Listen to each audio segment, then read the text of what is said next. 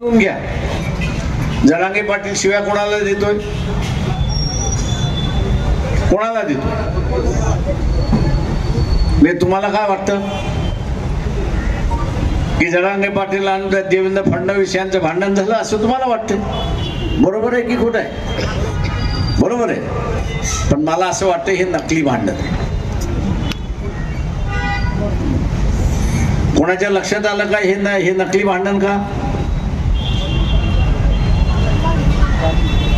भारतीय जनता पक्षाने जर ओबीसीच्या बाजूने भूमिका घेतली,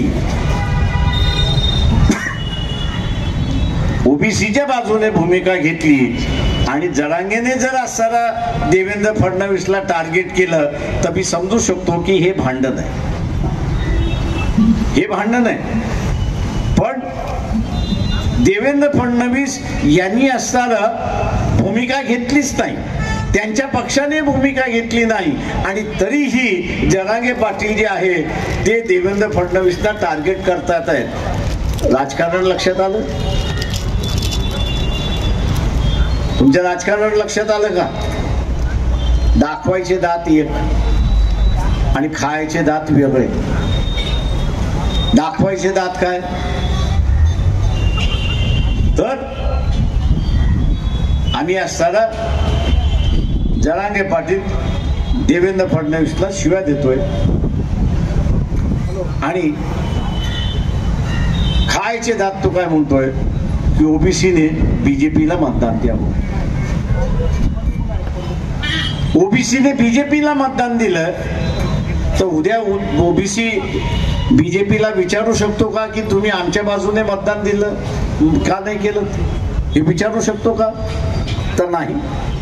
का नाही तर तो सरळ सांगेल मी तर ह्या प्रश्नावरती भूमिका घेतलीच नाही. मी जरांगे पाटलांच्या मागणीला विरोध केलेलाच नाही. जरांगे पाटलाच्या मागणीला आम्ही विरोध केला नाही. तुम्ही आम्हाला मतदान दिलेलं आहे याचा अर्थ की आम्हाला जे पाहिजे ते करायचे आहे आणि आम्हाला जे पाहिजे ते इथला असताना जरांगे पाटलांना जे पाहिजे तेच आम्हाला करायचे. आणि म्हणून फसून घेऊ नका स्वतःला. स्वतःला फसून घेऊ नका. राजकारण समजा. दाखवायचे दात एक आणि खायचे दात वेगळे. तुम्ही सांगितलं पाहिजे दाखवायचे दात आणि खायचे दात एकच असला पाहिजे तरच मत मागायला ये, नाही तर अजिबात मत मागायला येऊ नको. आणि म्हणून उद्याच्या असणाऱ्या ह्या कालावधीमध्ये आपल्याला शांतता राखायची आहे. जे राजकीय मत आहे ते राजकीय मत राहिलं पाहिजे, ते सामाजिक मत होता कामा नये.